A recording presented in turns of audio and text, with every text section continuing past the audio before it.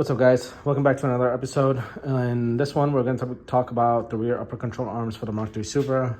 Now, since that's all done, both of them, I'm going to go ahead and start installing the upper control arms so I can go ahead and get the spindle on there. And then obviously the control arms. I'm going to start go ahead and install pretty much everything back on the car. So I want to start with this. Talk to you guys about this. It's a new, I wouldn't say a new product, but it's a new product for me. It's an Agile Performance from New Zealand, I believe it is. And since nobody makes the upper control arms anymore, Drift Motion stopped making them. I believe it says discontinued, and I don't think anybody else is making them. And I did not want to put a grease fitting like the poor man's mod on that, just because there's so much play in both of them. And I didn't want to take a chance of putting that back on and having that popped out while I'm doing a boost pull or something like that. So I ended up spending money. This was like $600 something shipped to my house. And great thing about this is you can be able to go ahead and adjust your camber. Like if you're on the track or anything like that, you can go ahead and adjust the camber. Basically, you install this, and then I believe these fittings here are, I don't know if they're called fittings, but whatever this is called, you can be able to go ahead, turn it and adjust it to your needs based off your track, based on what you're doing at a track. If you're drag racing or if you're just road racing or anything like that, you can go ahead, adjust it on the dime. Now, I didn't do that for that purpose. I just did it because I want security in the back.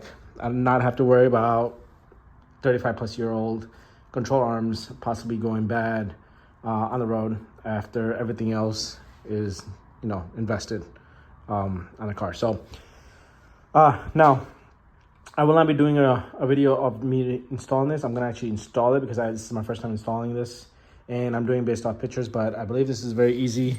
And I talked to the owner itself. This fitting right here goes on the top of this. So it goes right here. So I believe it sits something like that. And one of them goes on the, I believe this one goes on the coilover. And I believe this one is one of the traction arms or vice versa or something like that. So I have to look at the pictures and go and see exactly how this is installed. But they provide you all the hardware, all the washers and everything. So keep in mind how you're installing this if you do end up buying one of these. But I will go ahead and install them, and I'll explain to you guys exactly how I did it. They provide everything, even the bushings. I ended up buying poly bushings for that particular thing that I ended up giving it to a friend. So I'm gonna go ahead and start putting these on, grease them up, put them on, and then I'm gonna go ahead and install them, and then I'll show you exactly how I did it. So stay tuned. All right, guys, I have pretty much everything installed back on the car almost, except the sway bar. I'm having some issues with the bracket because it's fatter than the stock one. But I want to finish talking to you guys about the upper control arm because that's where I started this video with. Let me get some light here. Zoom in a little bit just so that it's clear. There we go. Now, I got the upper control arms installed. These are amazing. If you are looking for a rear upper control arm, definitely check out this website and purchase these. These were around $600 or something like that. Shipped to my house. The shipping itself cost a lot just because it's international shipping. And please don't mind the dirt. But yeah, so I got pretty much the bushings that it came with, the sleeve and everything installed. I did have some difficulty getting these in because of the epoxy, the subframe. So I think that kind of got in the way. So make sure you grease up those bushings if you do end up purchasing this, and then get those bushings in, and then obviously it should be easy install. So the way it gets installed, it's in a weird angle, right, when you get it. This piece, let me see if I can explain this better. This piece right here, the arm comes in from the back. So this is the driver's side. If you're the way I'm looking at it, so the piece comes from the back, not from the front, because you're bolting it from the front, from the back. And then obviously this piece gets threaded in. I got just enough threaded on both sides, about the same, just so that this nut can be turned, or this, I believe this big nut can be turned for camber. And you can do this pretty much on the go if you're, tracking this car, road racing or something like that. That's the purpose of it. But the reason why I bought it is because I didn't want to use the factory one, because one, there's a lot of play and I did not want to put a grease fitting and put grease on that thing. So that's hence the reason why I went with this adjustable upper control arm, along with whatever I have adjustable on the bottom. So it's the rear end's fully adjustable. Now, I'll show you guys how this is installed. Sorry for the glare with the light and this big ass caliper. So it's installed. Sorry, zoom in, zoom out. So it's installed like this. Get this piece in. Then obviously you get all the hardware and everything with it. Then this piece right here gets bolted onto the spindle. This Allen bolt, which is 12 millimeter, if anybody's wondering what size that is. And then the bolt, it's like a nylon bolt, which is like this on the bottom, and I believe it is a 19 or 18 or 7. It could be a 17 or it could be a 19. So that gets bolted onto the spindle, and then the way it's a weird looking shape, right? So it's like it's like almost a circle. So gets bolted onto this piece right here, then the spindle, then this gets bolted onto the coilovers. So just give you guys a second to look at it, just so that if you end up purchasing this and if you're very confused about how to install this upper control arm, this is how it goes on there. So the washer goes to the coilover, then the washer, and then the nut. And then this piece goes on the spindle. You have your Allen, then you have a bolt underneath, like where I don't even think I can get to it because it's like in there, right? So, and I want to make sure this is installed all the way. So yep, that's how it looks. And the bolt is like in there, right? I don't even know if I can see it. See, it's kind of shining there. And then this piece goes into the arm itself. So that's pretty much it. Now, I want to talk to you guys about the Evo8 calipers because this is where I want to end the video. When people say these are bolt-on, don't listen to those people because it's not bolt-on unless they can show you a full installation step-by-step showing you how this is actually a bolt-on. Again, I did a lot of experiment with the Brembos, the Mercedes-Benz Brembos too. I couldn't get those to work because the wheels weren't clearing. And those are technically bolt-on. And people started having to add washers and all the stuff. And yes, you do have to add washers to this. I do have the washer right there. So let me explain why I say don't listen to those people. One, yes, it is bolt-on, but you have to do some customization.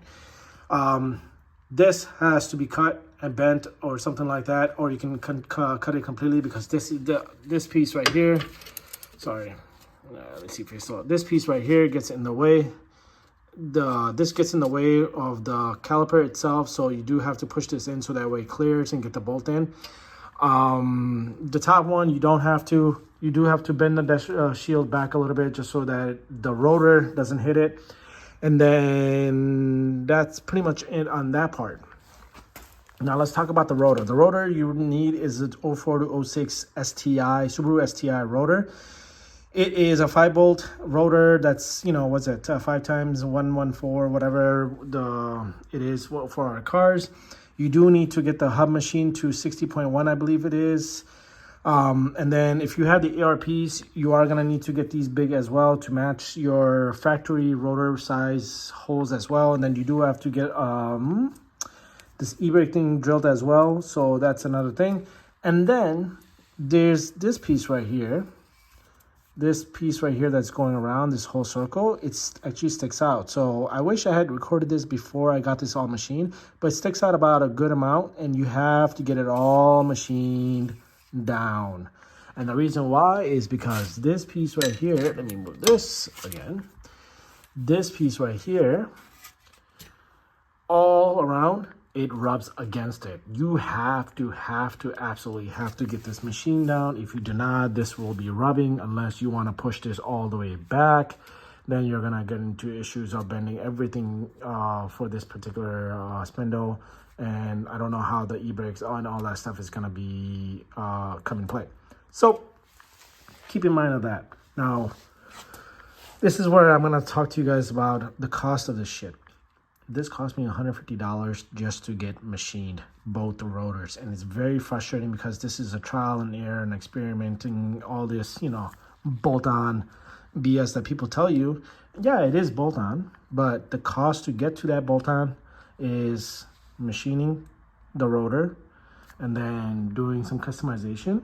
And if people said, no, I didn't need to do that, please, I want to see some pictures and videos and how you went about doing this, because this was the only way for me to clear the rotor, the caliper, and then machining the rotor down and making sure it fits without any noise. So I got the other side already fully completely installed with the caliper, new pads, new hardware and everything.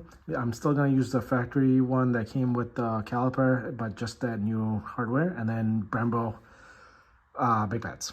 So that's pretty much it. I wanted to show you guys and talk to you guys about the upper control arm and finalize with the Evo caliper. So, I mean, it's a great setup. I haven't driven the car yet. I mean, everything clears. Oh, last thing before I forget, you do need a washer. Now, you can get this washer from Ace Hardware, and I believe this is 3mm or almost 4mm. You do need this to center the caliper on the rotor. So when you bolt it on, you have to have this out. And then, well, actually, let me just install it, and then I'll show you guys how it gets bolted on. But yeah, a lot of machine work, pain in the ass to install. So stand by for the installation. I'll talk to you guys how this washer goes on, and I lost my train of thought already. All right, now that it's installed, now this moves a little bit just because it's not bolted on, screwed down completely with the lug nuts. Bolted on. The washer that I was talking about is you need to add the washer between the bracket and the caliper, just so that this sits in the middle. So now see the space. Now it's not going to show much space here because this needs to be pushed like that. So see, that's how much room you got. So you need about 3 to 4mm washer. Now I didn't measure this. I got this from Ace Hardware. It's about $1 a washer. It's grade 8. But the bolt I got, again, thank you Kenya for the bolt link. And I'll put the link in the description as well. It's like 10 by 1.50. It's like 40 something. So I'll put that in the description for you guys. It's a great bolt. So that's pretty much it. So yeah, you need a washer, just like, you know, a lot of people doing the Mercedes front caliper. You do need to put a washer on just so that it clears. So now I did install it on the other side. I did install it on here previously before I recorded this to test everything out. I had it completely bolted on with the lug nut, and then I turned it around just so to see if nothing gets in the way. It does not. The back stuff does not, the dust shield or anything like that. Everything's completely bent, and yeah, everything clears. So that's pretty much it. So if you have any questions about this, leave some comments. I'd be happy to help, and possibly, you know, if there's something complicated, then I can probably record the video again. But that's pretty much the Evo8 installation in the back. I mean, it is big. It is a huge difference from the factory one. It is a big caliper. It is a huge rotor compared to the factory one. Again, I don't know how well it stops until I get this car on the road.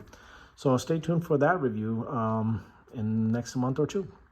But on that note, guys, thanks for watching. I hope this is helpful for the upper control arm, the installation, and then the Evo8 if you're planning on going that route.